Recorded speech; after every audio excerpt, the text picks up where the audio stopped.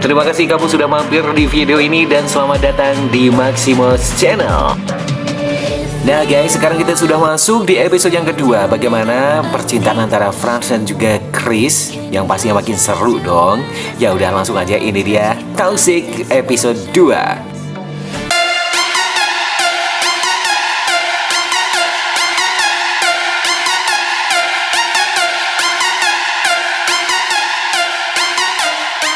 Malam itu, di restoran tempat kerja Chris. Malam itu sedang ada reservasi ulang tahun seseorang. Chris nampak sibuk seperti waiter yang lain. HP-nya bergetar terus-terusan. Rupanya itu panggilan dari Franz. Begitu sedikit ada waktu senggang, Chris ke toilet untuk mengangkat panggilan Franz. "Aku lagi repot nih. Ada reservasi Nan, ada apa?" "Ya, nggak apa-apa, kangen aja, masa nggak boleh? Kamu jangan marah dong, ya. Nanti kalau kamu udah pulang kerja, kamu jemput aku ya. Terus habis itu kita makan, ya. Aku traktir." Setelah menutup telepon dari Franz, Chris buru-buru balik ke depan. Tiba-tiba, Mas, maaf, toilet sebelah mana mas?"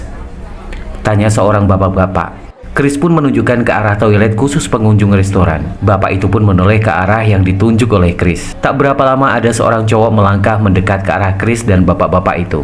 "Toiletnya di mana sayang?" tanya cowok itu ke bapak-bapak tadi. Seketika Chris tersentak mendengar panggilan cowok itu ke bapak-bapak tadi. Tak sengaja, Chris memandangi cowok itu beberapa detik. Begitu juga cowok tersebut. Mereka berdua lalu melangkah pergi ke toilet yang dimaksud Chris. Pesta ulang tahun tersebut sangat meriah.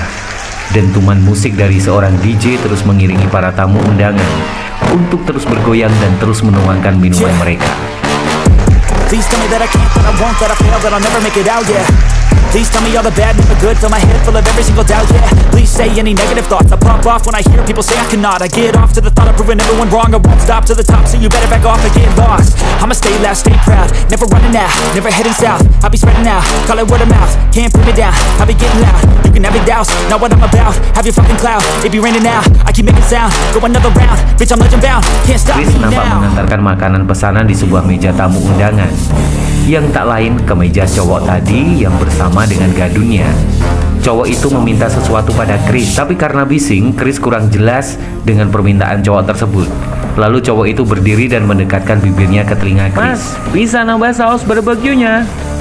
kata cowok itu mengeraskan suaranya. Chris pun paham dan pergi untuk order tambahan.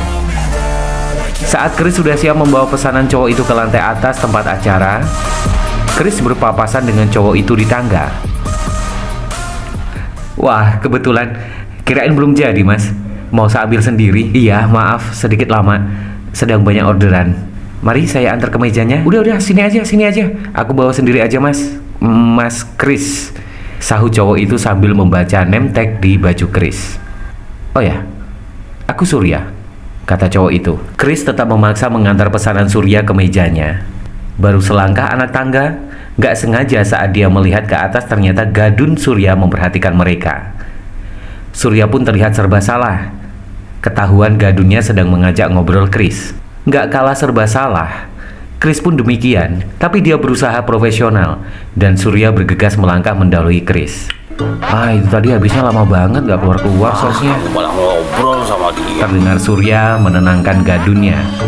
Chris hanya tersenyum kecil mendengarnya.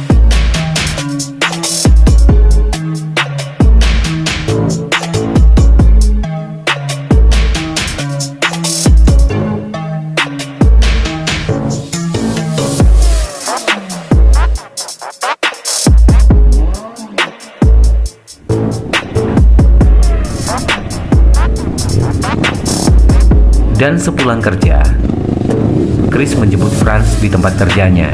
Lalu mereka ke tempat biasa mereka makan. Franz berusaha membuka obrolan agar Chris tidak marah sama dia. Sayang,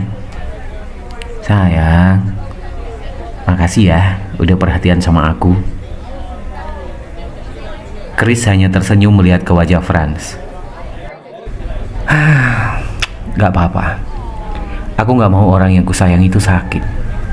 Itu kamu harus tahu." "Iya, Aku janji, aku gak akan ceroboh lagi deh.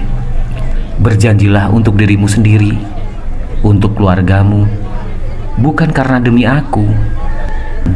Kalau terjadi apa-apa dengan kamu, kamu dan keluarga kamu sendiri yang menanggungnya, bukan aku.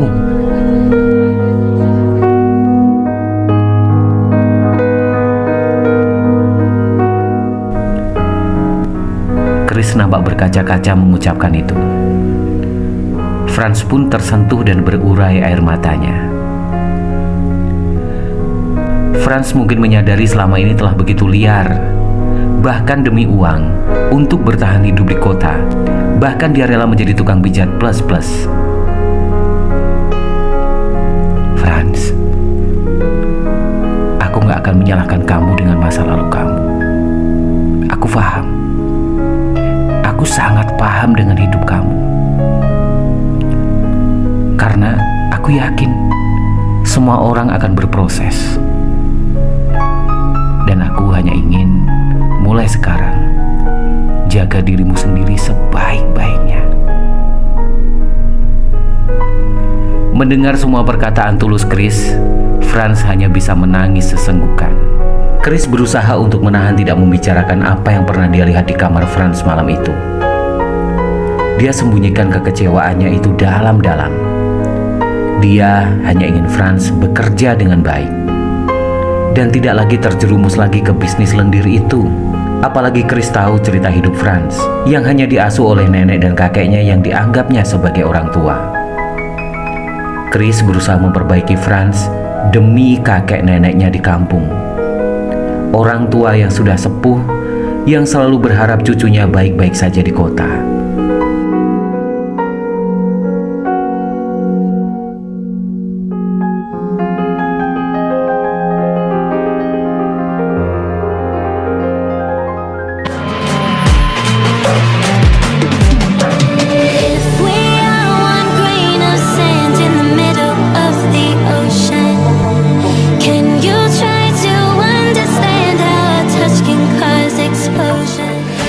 Wah, beruntung banget ya guys, Franz ini punya pacar seperti Chris yang perhatian banget sama dia dan punya tujuan baik untuk hidup Franz ke depannya. Nah, bagaimana kelanjutan kisah cinta mereka? Nantikan kembali Toxic di episode berikutnya. Jangan lupa untuk subscribe channel ini dan thank you semuanya.